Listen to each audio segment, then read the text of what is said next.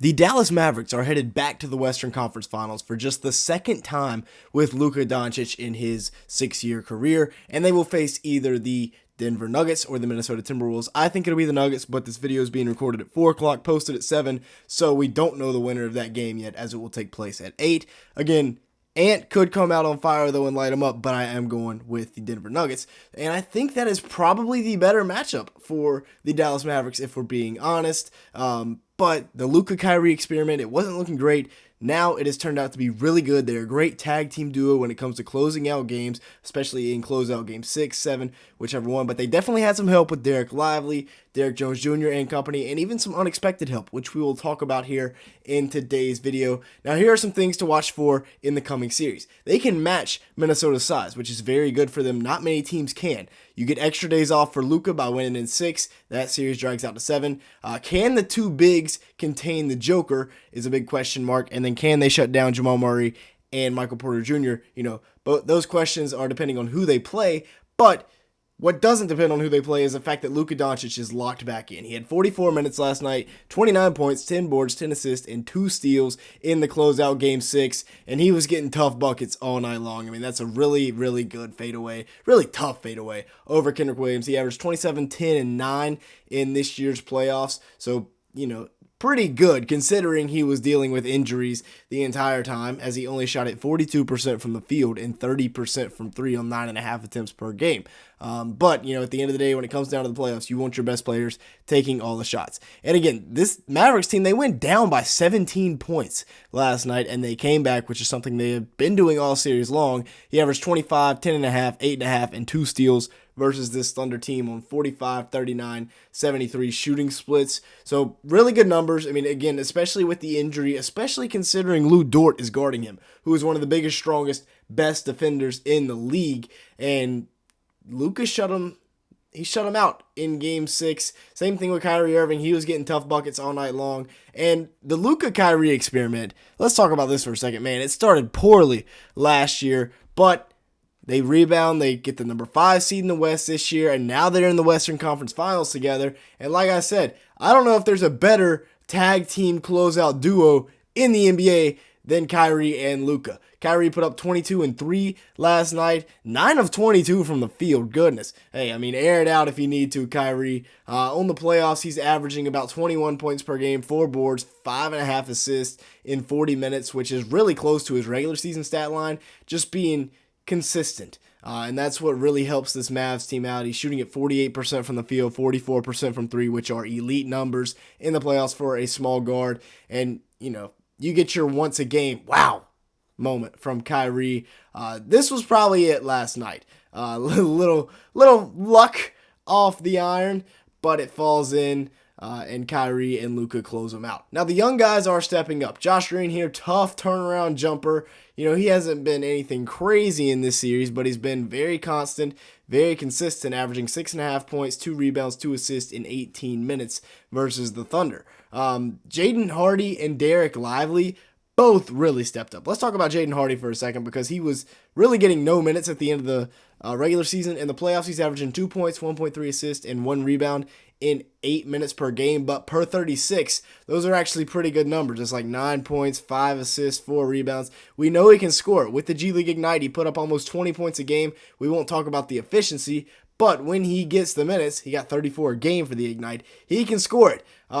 His passing has been on display. I don't know why my video lagged out there, but Dereck Lively finished that dunk. The scoring was on display and one there against Chet. He's averaging 5 assists per game per 36 minutes in this playoff series. Here's the lob to Daniel Gafford. He's tough, especially when you're worried about Luka, worried about Kyrie, worried about PJ Washington, and then you still got to worry about Jaden Hardy, who is a great option off that bench as he continues to grow and develop. Another guy that was huge for them, Dereck Lively. 12 points, 15 boards, 3 assists in 29 minutes a game for the young 20-year-old in the closeout game 6. Huge. Versus the Thunder, he averaged 8 points, 8 rebounds, and 1.2 blocks in 23 minutes off the bench. Again, still 20 years old. I told you guys when he was drafted, he is plug and play from day one. He helped turn this defense around. When you look at the numbers from 2023, they were 24th in defensive rating, 30th in blocks, dead last, and 27th in rebounding. This year they were 18th in defensive rating, 16th in blocks, and 20th in rebounds. He had some help, but he helped turn this team around. Last night he was a plus 20, or for the series, the Mavs were plus 24 when Dereck Lively was on the court and minus 21 when he was off. That is a huge shift and just speaks to how much presence he commands in that paint. With that being said, let's take a moment here. Make sure to like button, leave me a comment down below, and hit that subscribe button if you are enjoying today's video at any point. As you can see here, a large majority of the people that watch these videos are not subscribed to the channel. Just hit 13K. Thank you guys so much for that. Trying to hit 100 likes on today's video. It'd be greatly appreciated. And with that being said, let's go ahead and get on here. Derrick Jones Jr. is on a mission. Last night in the closeout game 6, he dropped 22 points, 4 assists, 2 rebounds, 1 steal, and 1 block. Great numbers, okay? And keep in mind, Derrick Jones Jr. signed for the veteran minimum this summer. He was one of the last players signed, and here he is closing out the Oklahoma City Thunder at home for the Dallas Mavericks. He just added another dimension to this team with his length, his athleticism, one of the best athletes in the NBA, honestly. 13 points a game, 4 boards, 1 assist, and 1.3 blocks versus the Thunder this year. This series, 48% from the field, 37% from 3 on 4.5 attempts. I mean, corner specialist. Him and PJ are great in the corner, and that's part of the reason that Luka leads the playoffs in assists per game.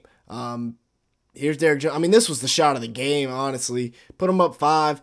OKC came back. I guess it technically wasn't the shot of the game. It was one of the shots of the game, though. That was a crazy game. Best game of the playoffs, honestly, probably. But Daniel Gafford also gave him good minutes off the bench. He put up 10 points, 7 boards, 1 block in 18 minutes last night.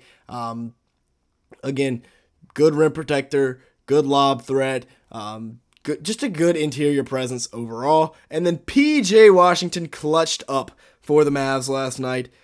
Struggled with foul trouble all night long, which greatly affected my parlay, but he had 9 points, 5 rebounds, 29 minutes, and like I said, he dealt with foul trouble, but he came up clutch when it mattered the most. You see the 2 threes there, or the 2 big shots there, and then the biggest play of the game, gets fouled on that 3 ball. He averaged 14 points, 7 boards, 1.5 assists, and 1 steal in the playoffs this year.